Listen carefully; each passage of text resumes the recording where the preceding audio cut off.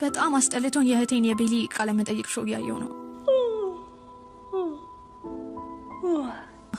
እንቅልፍ ሊወስደኝ ነው መሰለኝ። ወዲያው መብራቱን ላይ በራ። ሁላችሁም ለመንታቴ ብሮክ ሞራል ስጡልኝ፣ ነይ ጨዋታ እንጫወት ነይ። ቤሊ ከታዋቂ ሞዴል እንግዳዋ ጋር መድረክ ላይ እየጠበቀችኝ ነው። ሁሉም ሰው ጨበጨበልኝ፣ ቤተሰቦቼም ድጋፍ ሰጡኝ። አንቺና አይሪስ ጌም ትጫወታላችሁ። ያሸነፈ ሰው የተሸነፈው ጭንቅላት ላይ እንቁላል ይሰብርበታል ማለት ነው። ጨዋታው ካርታ ነበር። ካርታ በጣም ጎበዝ ነኝ፣ በቀላሉ አሸነፍኳት። ነገር ግን ከመድረክ ከመውረዴ በፊት ጭንቅላቷ ላይ እንቁላሉን ሰበርኩት። ሁሉም ሰው የማልሰብረው መስሏቸው ነበር። አው ያማል፣ እላይ ላይ ሰበርሽው እኮ። ዋና ለማሷል ነበር እንዴ? እና ምን በታሽኝ እኮ። ባክሽ የራስሽ ጉዳይ። ታዲያ በንጋታው ያደረኩት ነገር ዩቲዩብን አጨናነቀው። የታዋቂው የቤሊ መንታ እህት ታዋቂዋ የመጽሔት ሞዴልን ጥቃት አደረሰችባት። እኔ እንዲህ አይነት የሚዲያ ትኩረት መሆን በጣም ነው የምጠላው። የጀመረው እህቴ ከዓመታት በፊት የራሷ ሾው ስትጀምር ነበር። በቀላሉ ሚሊዮነር ሆነች። እኔ ግን ሃይ ስኩል እንኳን በጣም አስጠልቶኛል። ሰላም ብሮክ ባላለሁ። ይሄ ነው ታሪኬ። እንግዲህ ድራማዬን ከመቀጠሌ በፊት ግን ላይክ እና ሰብስክራይብ አድርጉልኝ እባካችሁ፣ ሼርም አድርጉልኝ ብዙ ሰው ጋር እንዲደርስ። ለእናንተ ቀላል ነው፣ ለእኛ ግን ትልቅ ነገር ነው። በሾው ምክንያት ትምህርት ቤት ውስጥ እንደ እብድ ነበር የምታየው። እያት በእናትሽ እቻውን የቤሊ መንታ እህት ናት። ምን ትመስላለች? የእንቁላሏ ጥቃት ፈጻሚ እንበላት እንዴ? ይኸውልሽ አሁን በእንቁላል ልመታሽ አልችልም። ከዚህ በኋላ አፍሽን ከከፈትሽ ግን በሰርጀሪ የቆመው አፍንጫሽን አፈርስልሻለሁ። እሺ? ውይ እቺ ለዚህ እኮ ነው ሰው ሁሉ የሚጠላሽ። አውሬ ነሽ። እሺ አውሬ። ውይ እና እኔ ግድ ይሰጠኛል። መጸዳጃ ቤት ስሄድ የሆነ ሰው ከኋላ እየተከተለኝ ነው። ትምህርት ቤታችን ውስጥ በጣም ታዋቂ ነው። ላንስ ይባላል። F5 የሚባል ቡድን አላቸው። የ5 ቆንጆ ወንዶች ስብስብ። ዛሬ በጣም አምሮብሻል። ሴቶች ሽንት ቤት ተከትለኝ እንደገባ ታውቃለህ አይደል? እራት ልጋብዝሽ እፈልጋለሁ። ከዚህ በፊት እንኳን እኮ አውርተኝ አታውቅም። አዎ የቤሊ የማትረባት መስለሽ ነዋ። አሁን ግን ባደረግሽው ነገር 100% ተሸንፊያለሁ። ውስጧ እንዲህ አይነት እሳት ያላት ሴት ትመቸኛለች። ማታ በልሽ ወስድሻለሁ። ተዘጋጅ። ምን ተናግሬ ራሴን ማድከም አልፈለኩም ነበር። በጥፊ ለጋውት ሽንት ቤት ውስጥ ገባ። ከዛ ቀን በኋላ የላንስ ጓደኞች ሲያፈጡብኝ ይታወቀኛል። 5ቱን ፖስታ ሎከሬ ውስጥ አስቀመጡልኝ። ሁሉም እራት ነበር የጠየቁኝ። ቀልድ መሆን አለበት። ወዲያው ወደ ቤሊ ሄድኩኝ። ከቤሊ የሚያመልጥ ምንም አይነት ወሬ የለም። ሁሉን ነገር ነገርኳት። የሚገርመው ግን ምንም ነገር አታውቅም ነበር። እዛን ቀን ማታ በጣም የሚያስደነግጥ ዜና ነገረች። የእሷ ቃለ መጠይቅ ዝግጅት ላይ 5ቱንም እንደጋበዘቻቸውና የትኛው እኔን ይበልጥ እንደሚወደኝ ፍቅሩን እንደሚገልጽልኝ ነገረች። ለሁሉም የተሰጣቸው 30 ሰከንድ ነበር። አበባ ይዘው እንደ ጅል ተሰልፈዋል። ጅሎች። እናት ሌባ ናት። ምክንያቱም የሆነ ሰው ኮከብ ሰርቆ አይንሽ ውስጥ ሳይከተው አይቀርም። ሽንት ቤት ውስጥ በጥፊ ከከተትኩ በኋላ አፈን ስከፍት ራሱ ሽንት ቤት ነው የሚለው። ዞር በል ከዚህ።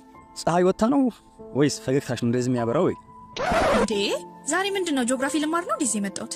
ስምሽ ጎግል ነው እንዴ? ምክንያቱም ምንም ነገር አንቺ ጋር ፈልጌ አትቻላቅ።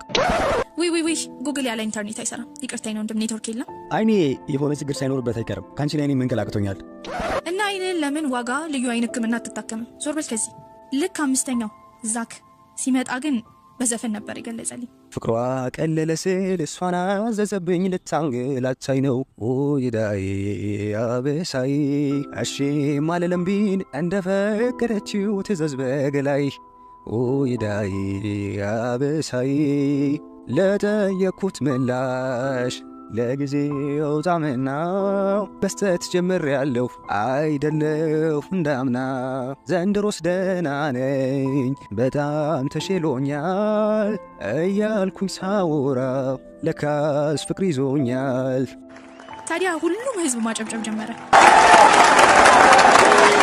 እኔም በውስጤ ሳላቀው እየሳኩ ነበር፣ ግን ፈልጌ አልነበረም። ታዲያ ማንን ትመርጫለች ስባል እሱን መረጥኩኝ። እውነት ወዶኝ እንዳልሆነ እኮ አውቃለሁ፣ ግን ተጫዋች ለመሆን ሲሞክር አሰልጣኝ ለመሆን አሰብ።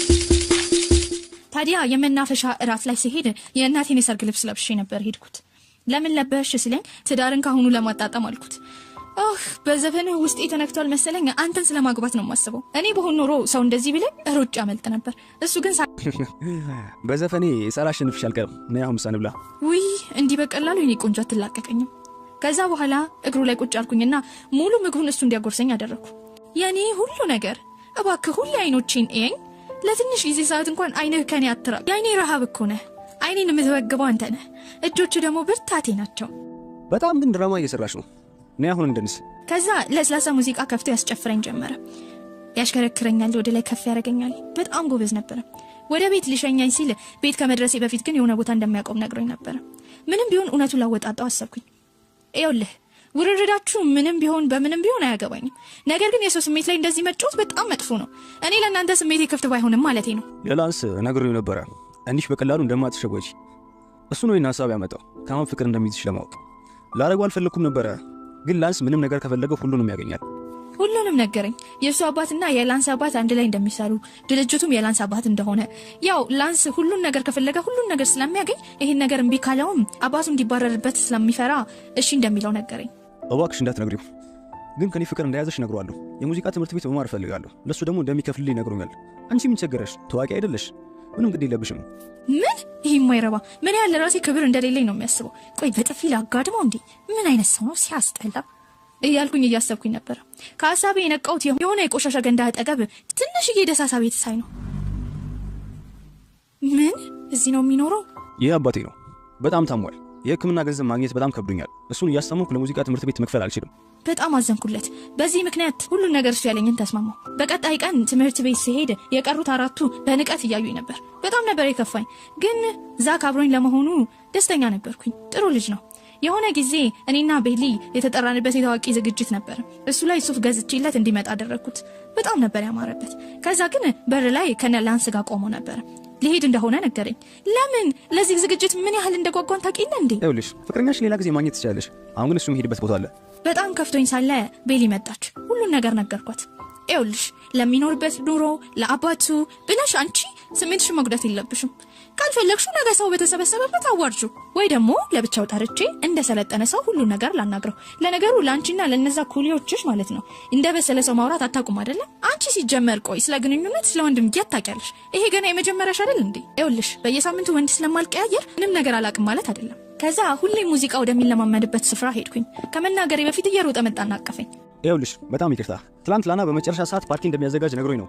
ይኸውልሽ በዝግጅቱ ላይ እንዴት ልብሽን መስበር እንዳለብኝ እየተዋረዱ ነው። ይሄ ነገር ካሰብኩት በላይ ስር እየሰደደ ነው። በጣም እንጂ። ቆይ አንተ እስከ መቼ ነው የሱ ባሪያ የምትሆነው? ለምን ስኮላር አትሞክርም? ቆይ እኔ ለአንተ ጥሩ ከመሆኑ ውጭ ያደረግኩ ነገር አለ?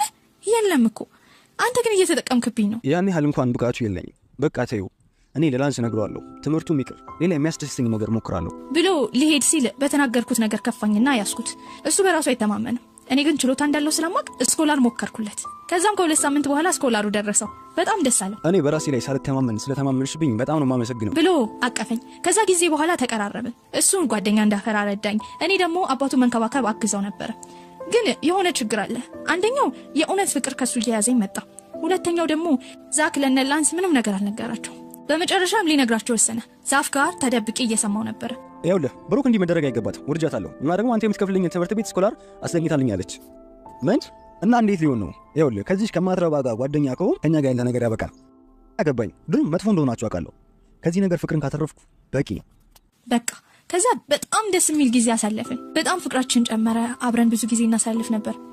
በቃ ከዛ በጣም ደስ የሚል ጊዜ ማሳለፍ ጀመርን። እጄን ይዘኛል፣ ይስመኛል። ኡፍ በጣም ደስ ይላል። ከዛ ግን ቤተሰቦቼ የሆነ ጉዞ እንዳለና ለ2 ሳምንት እንደምንቆይ ነገሩኝ። እዛ አካባቢ ዋይፋይም ሆነ ስልክ ምንም ኔትወርክ የለም ነበር። ከዛ ሰኞ ትምህርት ቤት ስመለስ ዛክ ዘሎ ጠረጴዛ ላይ ቆመና አንዴ ሁላችሁ አንዴ አድምጡ። ለፍቅረኛ የምነግራት አለኝ። ይኸውልሽ ብሩክ ከዚህ በኋላ ፍቅረኛ አይደለሽ።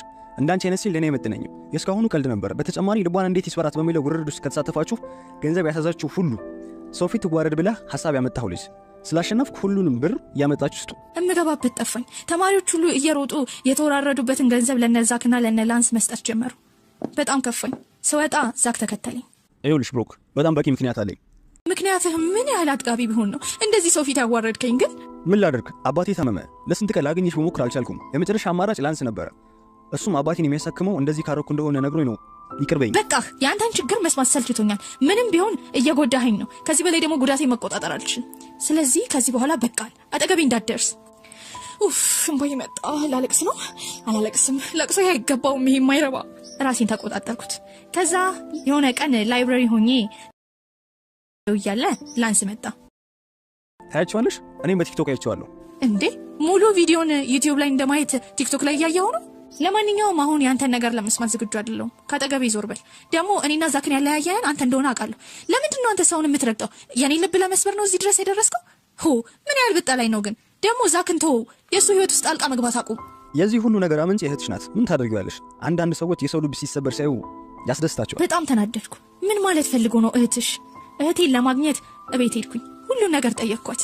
ለደቂቃዎች ጸጥ አለችና አዋ እሺ ምን ላድርግ? እኔ እኮ በጣም ዝነኛ ነኝ። አንቺ ግን እንደሱ አይደለሽም። እኔ ብዙ ጓደኞች አሉኝ። አንቺ ግን አንድ ሰው እንኳን አታዋሪም። ብቸኝነት እንዳይገልሽ ፈራሁኝ። ምንም ቢሆን እኮ እህቴ ነሽ፣ እወድሻለሁ። ብዙ ወንዶችን እራት እንዲጋብዙሽ ለማድረግ ሞከርኩኝ። አንዳቸውም ፍቃደኛ አልነበሩም። እንደ ጦር ነው የሚፈሩሽ። ከዛም በኋላ ግን ፍቃደኛ የነበሩት እነዚህ 5 ነበሩ። ምንም ቢሆን ግን እነሱም ገንዘብ ከከፈልኳቸው ብቻ ነበር አብረውሽ ሊሆኑ ፍቃደኛ የነበሩት። ግን ምንም ይሁን ጸሎቴ ግን አንዳቸው እንኳን አንቺን እንዲወዱሽ ነበር እያለቀሰች ነገረችኝ። እሷ እኮ ጥሩ ለማድረግ ነው የፈለገችው፣ ነገር ግን ወደማይሆን ነገር ውስጥ ነው የከተተች። በንጋታው የሆነ ደብዳቤ ደረሰኝ። እሱም ዛክ ስኮላርሺፑን አልፈልግም ብሎ እንዳመለከተ ያሳያል። ብሬን ሁላ መለሱልኝ። ወዲያው ወደሱ ሄድኩኝ። ጊታር እየተጫወተ ነበረ። ውጪ ቁጭ ብሏል። ዛክ ለምንድን ነው ስኮላርሺፑን የሰረዝከው? ሁሉ ነገር ሰላም ነው? አባት ደህና ናቸው? አዎ እንደዛ ካደረኩሽ በኋላ ባንቺ ገንዘብ መማር ጥፋት ሆነብኝ። አሁን ነው ሁሉም ነገር የገባኝ። ለኔ ብዙ ነገር አድርገሻል። የሚተማመንብኝ ሰው ሳይኖር ተማመንሽብኝ። ሁሌም አመስጋኝሽ ነኝ። አሁን ስራ ስላለኝ አጠራቅሜ የሚቀጥለው ዓመት እመዘገባለሁ ብሎ አቀበኝ። አሁንም ግን የነላንስ ጓደኛ ነህ? ከተጣላም ብዙ ቆየን። የሚሰራው ስራ ግልጽ ሆኖ እንዲታገኝ ያደረግሽው አንቺ ነሽ። እና አንድ ድል ከሰጠው ከዚህ በኋላ እንደ ድሮ መጥፎ ሰው አትሆነብኝም? መቼም አልደግመውም። ሁሌም በፍቅርሽ አገልጋይ ሆናለሁ። እንግዲህ የእህቴ ነገር የሰራ ይመስላል። ያው ሙከራዋ ቢያለፋኝም መጨረሻ ላይ ፍሬው ተመችቶኛል።